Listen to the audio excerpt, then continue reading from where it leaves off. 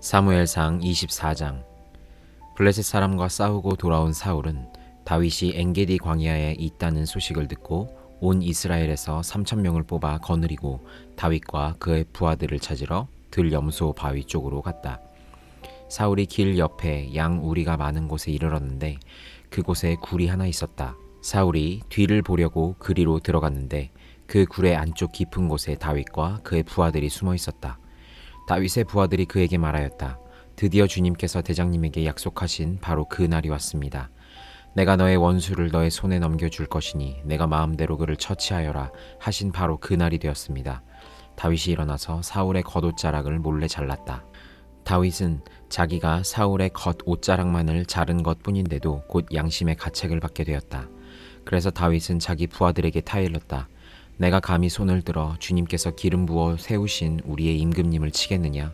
주님께서 내가 이런 일을 하지 못하도록 나를 막아 주시기를 바란다. 왕은 바로 주님께서 기름 부어 세우신 분이기 때문이다. 다윗은 이런 말로 자기의 부하들을 타이르고 그들이 일어나 사울을 치지 못하게 하였다. 마침내 사울이 일어나서 굴 속에서 나가 길을 걸어갔다. 다윗도 일어나 굴 속에서 밖으로 나가서 사울의 뒤에다 대고 외쳤다. 임금님, 임금님. 사울이 뒤를 돌아다 보자 다윗이 땅에 엎드려 절을 하였다. 그런 다음에 다윗이 사울에게 말하였다. 임금님은 어찌하여 다윗이 왕을 해치려 한다고 주장하는 사람들의 말만 들으십니까? 보십시오. 주님께서 오늘 저 굴 속에서 임금님을 나의 손에 넘겨주셨다는 사실을 이제 여기에서 직접 확인하실 수 있습니다. 임금님을 살려보내지 말라고 말하는 사람도 있었지만 나는 임금님을 아꼈습니다. 절대로 손을 들어 우리의 임금님을 치지 않겠다고 다짐하였습니다. 임금님은 바로 주님께서 기름 부어 세우신 분이기 때문입니다. 아버지, 지금 내가 들고 있는 임금님의 겉옷자락을 보십시오. 내가 이 겉옷자락만 자르고 임금님께 손을 대지 않았습니다.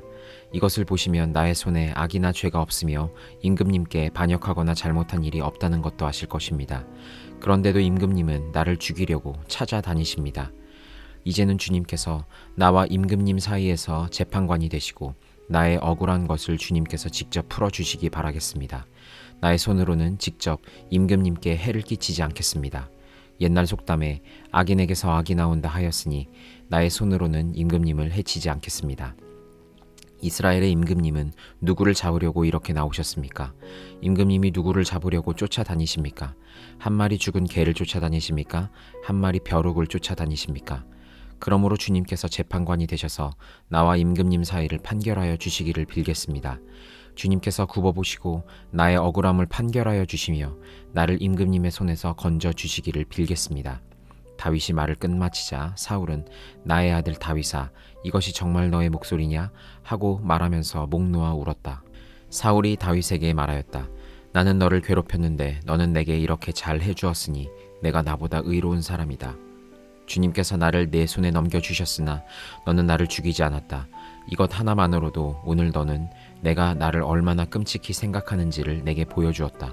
도대체 누가 자기의 원수를 붙잡고서도 무사히 제 길을 가도록 놓아 보내겠느냐? 내가 오늘 내게 이렇게 잘 해주었으니 주님께서 너에게 선으로 갚아주시기 바란다. 나도 분명히 안다. 너는 틀림없이 왕이 될 것이고 이스라엘 나라가 내 손에 굳게 설 것이다. 그러므로 너는 이제 주님의 이름으로 내게 맹세하여라. 너는 내 자손을 멸절시키지도 않고 내 이름을 내 아버지의 집안에서 지워버리지도 않겠다고 내게 맹세하여라. 다윗이 사울에게 그대로 맹세하였다. 사울은 자기의 왕궁으로 돌아갔고 다윗과 그의 부하들은 산성으로 올라갔다. 고린도전서 5장. 여러분 가운데 음행이 있다는 소문이 들립니다. 자기 아버지의 아내를 데리고 사는 일까지 있다고 하니 그러한 음행은 이방 사람들 가운데서도 볼 수 없는 것입니다. 그런데도 여러분은 교만해져 있습니다. 오히려 여러분은 그러한 현상을 통탄하고 그러한 일을 저지른 자를 여러분 가운데서 제거했어야 하지 않았겠습니까? 나로 말하면 비록 몸으로는 떠나 있으나 영으로는 함께 있습니다. 마치 여러분과 함께 있듯이 그러한 일을 저지른 자를 이미 심판하였습니다.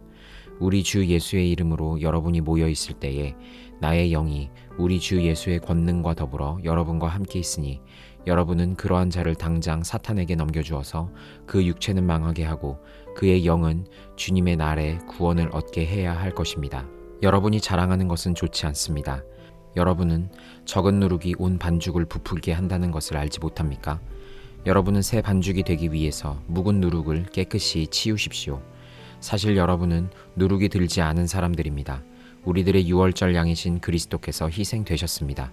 그러므로 묵은 누룩, 곧 악의와 악독이라는 누룩을 넣은 빵으로 절기를 지키지 말고 성실과 진실을 누룩으로 삼아 누룩 없이 빚은 빵으로 지킵시다.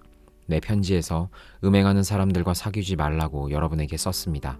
그 말은 이 세상에 음행하는 사람들이나 탐욕을 부리는 사람들이나 약탈하는 사람들이나 우상을 숭배하는 사람들과 전혀 사귀지 말라는 뜻이 아닙니다.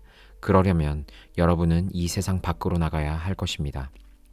그러나 이제 내가 여러분에게 사귀지 말라고 쓰는 것은 신도라하는 어떤 사람이 음행하는 사람이거나 탐욕을 부리는 사람이거나 우상을 숭배하는 사람이거나 사람을 중상하는 사람이거나 술 취하는 사람이거나 약탈하는 사람이면 그런 사람과는 함께 먹지도 말라는 말입니다. 밖에 있는 사람들을 심판하는 것이 나에게 무슨 상관이 있습니까? 여러분이 심판해야 할 사람들은 안에 있는 사람들이 아니겠습니까? 밖에 있는 사람들은 하나님께서 심판하실 것입니다. 여러분은 그 악한 사람을 여러분 가운데서 내쫓으십시오. 에스겔 3장. 그가 또 나에게 말씀하셨다. 사람아, 너에게 보여주는 것을 받아먹어라. 너는 이 두루마리를 먹고 나서 이스라엘 족속에게 알려주어라. 그래서 내가 입을 벌렸더니 그가 그 두루마리를 먹여주시며 나에게 말씀하셨다. 사람아, 내가 너에게 주는 이 두루마리를 먹고 너의 배를 불리며 너의 속을 그것으로 가득히 채워라. 그래서 내가 그것을 먹었더니 그것이 나의 입에 꿀같이 달았다. 그가 또 나에게 말씀하셨다. 사람아, 어서 이스라엘 족속에게 가서 내가 하는 바로 이 말을 그들에게 전하여라. 나는 너를 이스라엘 족속에게 보낸다. 어렵고 알기 힘든 외국말을 하는 민족에게 내가 너를 보내는 것이 아니다. 알아들을 수 없는 말, 알기 힘든 외국어를 사용하는 여러 민족에게 내가 너를 보내는 것이 아니다. 차라리 너를 그들에게 보내면 그들은 너의 말을 들을 것이다. 그러나 이스라엘 족속은 너의 말을 들으려고 하지 않을 것이다. 온 이스라엘 족속은 얼굴에 쇠가죽을 쓴 고집센 자들이어서 나의 말을 들을 생각이 없기 때문이다. 내가 내 얼굴도 그들의 얼굴과 맞먹도록 억세게 만들었고 내 얼굴에도 그들의 얼굴과 맞먹도록 쇠가죽을 씌웠다. 내가 내 이마를 바윗돌보다 더 굳게 하여 금강석처럼 만들어 놓았다. 그들은 반역하는 족속이니 너는 그들을 두려워하지 말고 그들의 얼굴 앞에서 떨지도 말아라. 그런 다음에 그가 나에게 말씀하셨다. 사람아, 내가 너에게 하는 모든 말을 마음속에 받아들이고 귀를 기울여 들어라. 그리고 나서 포로로 끌려간 내 민족의 자손에게 이르러 그들에게 전하여라. 그들이 듣든지 말든지 주 하나님께서 이렇게 말씀하신다 하고 그들에게 말하여라. 그때 주님의 영이 나를 들어 올리시는데 주님의 영광이 그 처소에서 나타날 때에 내 뒤에서 지진이 터지는 것 같이 크고 요란한 소리가 들렸다. 생물들의 날개가 서로 부딪히는 소리와 생물들의 곁에 달린 바퀴들의 소리가 그렇게 크고 요란하게 들렸다. 주님의 영이 나를 들어 올려서 데리고 가실 때에 나는 괴롭고 분통이 터지는 심정에 담겨 있었는데 주님의 손이 나를 무겁게 짓눌렀다. 나는 델 아빕으로 갔다. 그곳 그발 강가에는 포로로 끌려온 백성이 살고 있었다. 나는 그들과 함께 이레 동안 머물러 있었는데 어리 빠진 사람처럼 앉아 있었다. 이레가 지난 다음에 주님께서 나에게 말씀하셨다. 사람아, 내가 너를 이스라엘 족속의 파수꾼으로 세웠다. 그러므로 너는 내가 하는 말을 듣고 나를 대신하여 그들에게 경고하여라.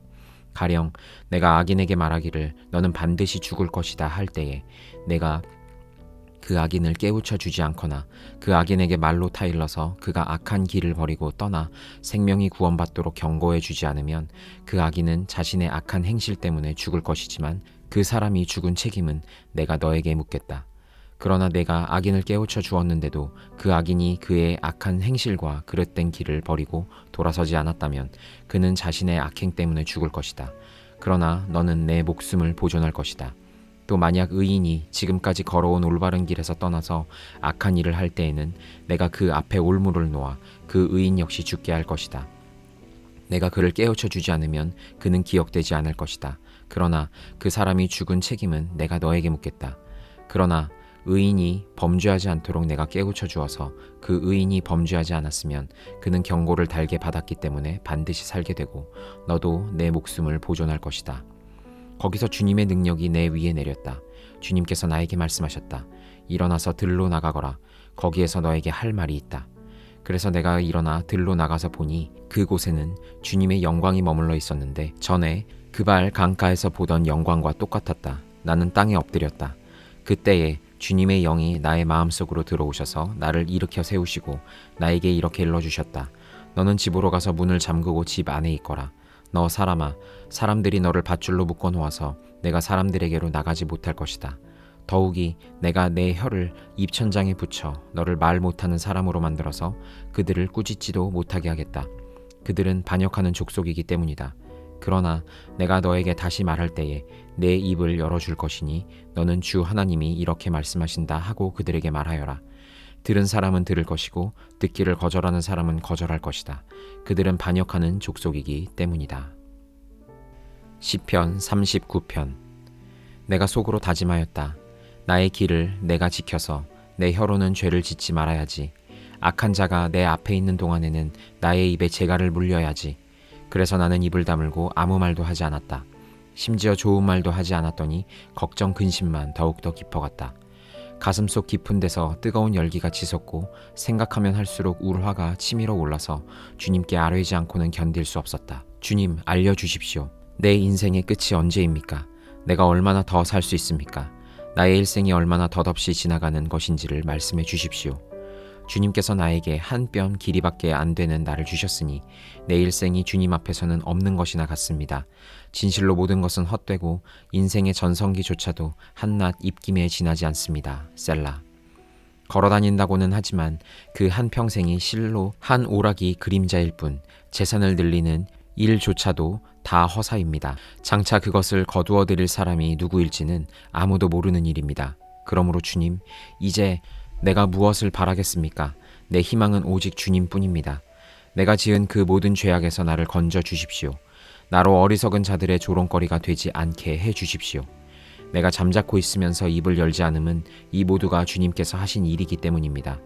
주님의 채찍을 나에게서 거두어 주십시오. 주님의 손으로 나를 치시면 내 목숨은 끊어지고 맙니다. 주님께서 인간의 잘못을 벌하시고 그 아름다움을 조미 먹은 옷같이 삭게 하시니 인생이란 참으로 허무할 뿐입니다. 셀라. 주님, 내 기도를 들어 주십시오. 내 부르짖음에 귀를 기울여 주십시오. 내 눈물을 보시고 잠잠히 계시지 말아 주십시오. 나 또한 나의 모든 조상처럼 떠돌면서 주님과 더불어 살아가는 길손과 나그네이기 때문입니다. 내가 떠나 없어지기 전에 다시 미소 지을 수 있도록 나에게서 눈길을 단 한 번만이라도 돌려 주십시오.